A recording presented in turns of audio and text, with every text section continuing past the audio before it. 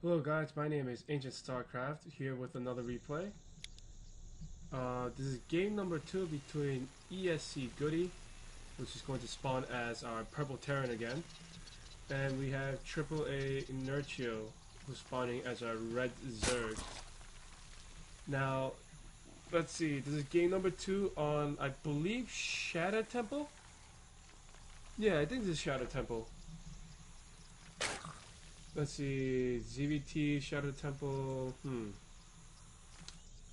Let's see how this game goes. Last game we saw Goody pretty much outdo Nerchio, I think, in every way, except for getting bases like crazy.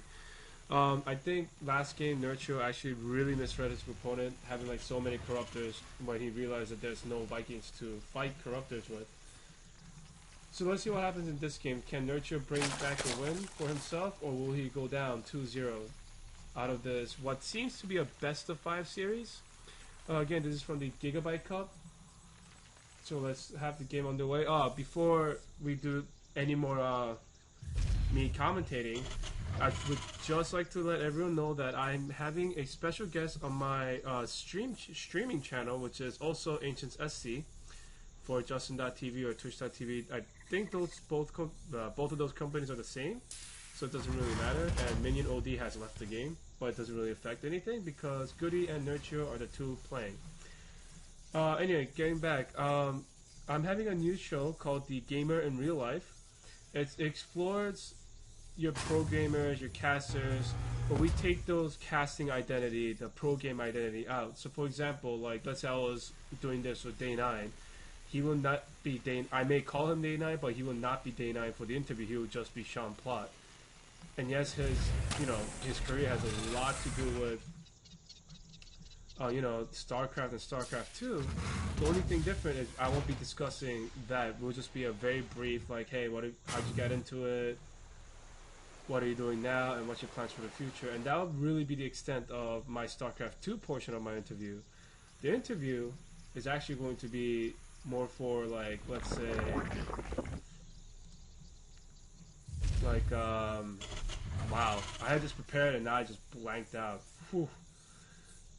So pretty much what it is that, I will interview them about their life outside of StarCraft, like school, how they, because our experiences in the past is what shapes us in the present, and it's going to lead what we're going to do in the future. So, by exploring their past a little bit, we can understand why they are how they are, how they're so good at what they do, and why they could actually put so much dedication to their time.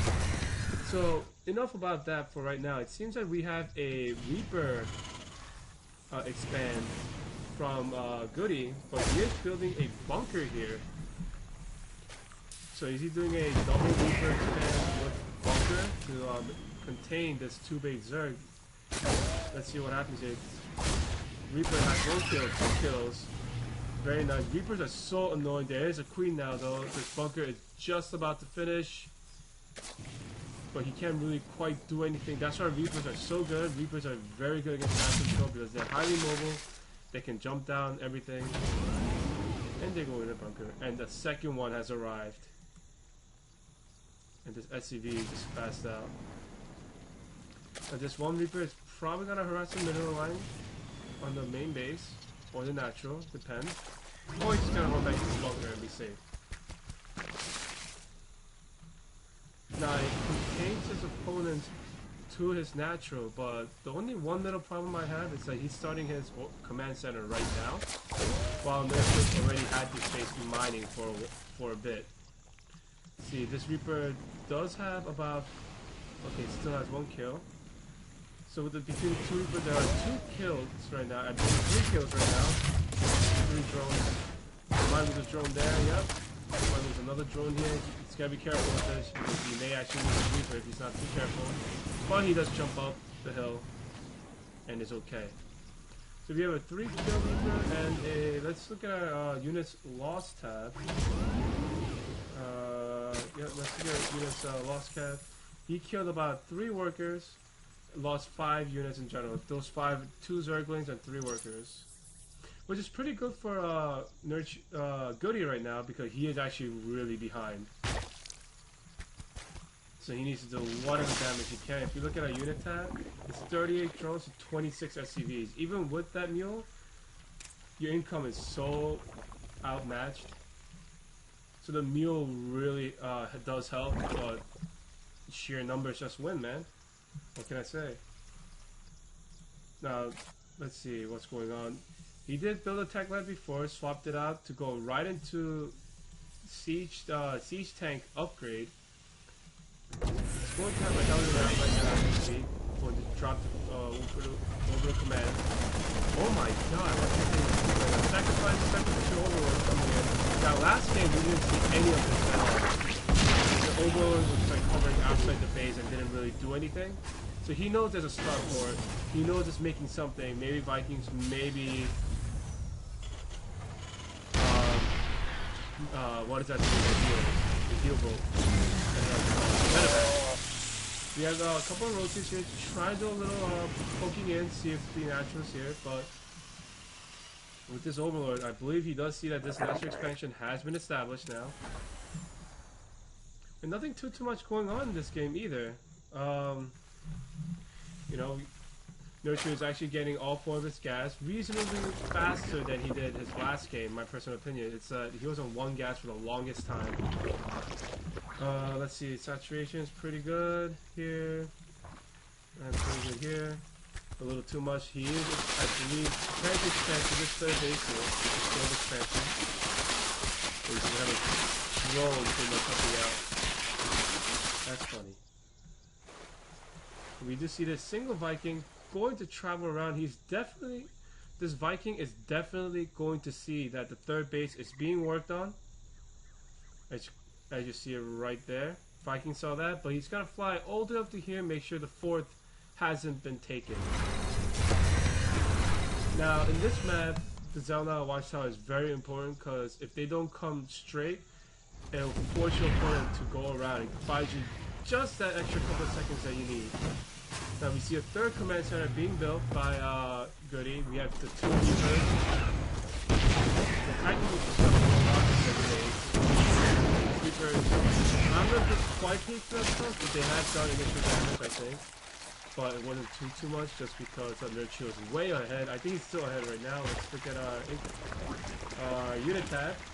52 drones to 42 SCVs plus 2 mules. Doesn't really matter because income. Actually, yeah, the mules actually equalizes quite a bit. Now he's. As soon as I said that, it's like different, and now as soon as I say it's different, it's about the same. I hate this game when they do that. Now we see Galil reconstitution coming in, as well as pathogen glands. Pathogen glands will enable his infestors to have fungal growth right off the bat. Very decent creeps. You do want your creeps spread out as much as you can on ZVZ, ZVT, or ZVP really in any matchup. You can have this 1 roach here just to monitor any 4th base timing. I think he's gotta know about this one though. I think Nerchio knows about this one. Let's see. No, he does not quite know about it, but he to not expect this 3rd base going down. I think it might be a little bit. Here, what's going on here? 2 mules being dropped. We're going to have roaches with speed now, going in for a little interaction. Does any damage here? Kills off SCV. These tanks are in a decent position though.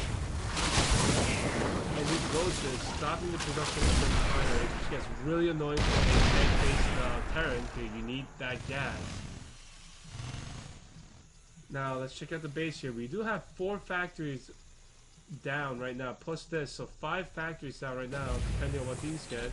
Double tech lab, so this will be able to pump out Hellions, while these 3 will be able to pump out, 4 will be able to pump out tanks, Thors, and you know, the Infernal Pre-Igniter upgrade is going down again for Goody. I guess he really likes that upgrade when he goes mech.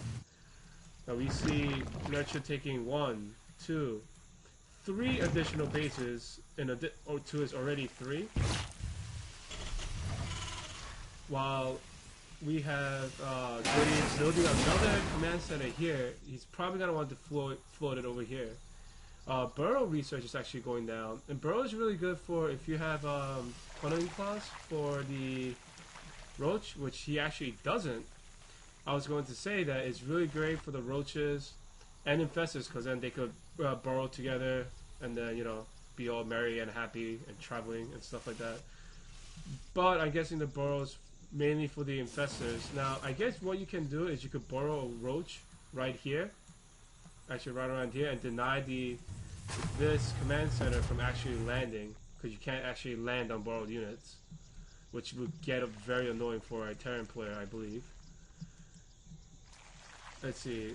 Other than his 3 base, the Terran's 3 base, we have 1, 2, 3, 4, 5, 6, 7, 8 bases going down right now for aAaNerchio, so he is way ahead in bases. Let's look at our units count, and we see that he has 91 drones again. So let's say, you know, let's take the 10 of these drones out.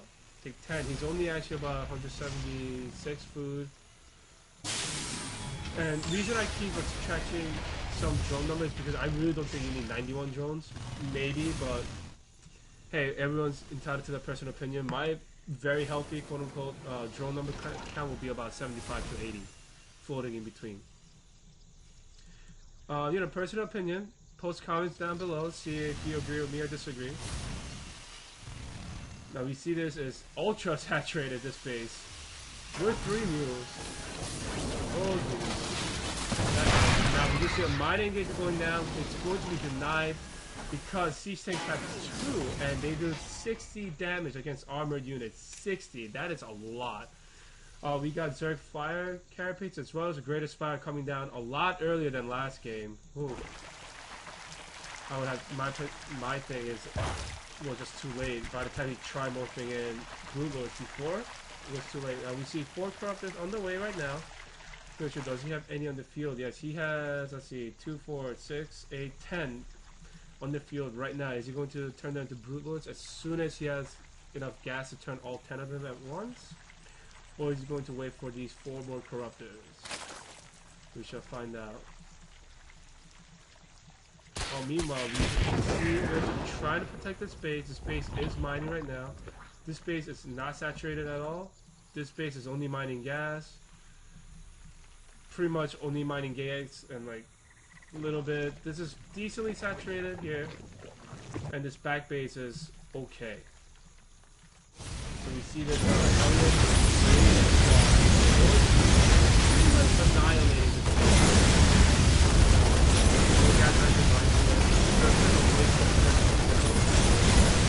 There's probably like some real high stuff that we don't know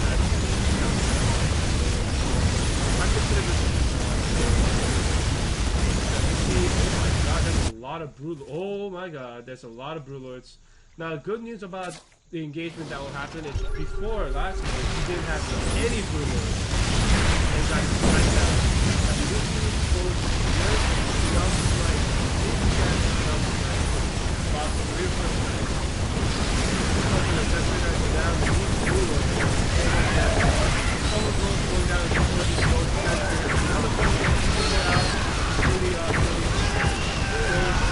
A lot of Brewers have gone down though. You know, like 5, 6 Brewers go down, 6 to 7. But with all the goals now gone, it's time to simplify 3 or 4 so they cannot split up. Secondly, hyper-real presence, so they want to follow those that won't see tanks. And then all those Brewers back. Army is actually against the force. He's got to be the force. He hasn't hardly any anti-air. Derby is going in with the Blue Lords. Blue Lords so much damage. Derby is good. They might not have attacks here, but they do have punch launch for 1 finish. And Goody says GG and leads the game. Wow. You know what I noticed just now? If you look at the message log, aAaNerchio did not say GG or good luck, have fun. That's not good sportsmanship, man. I guess he was really stressed about the last game. Luckily, he won this game. So, all right, I'm gonna just shut up now, and I'm gonna go to game number 3.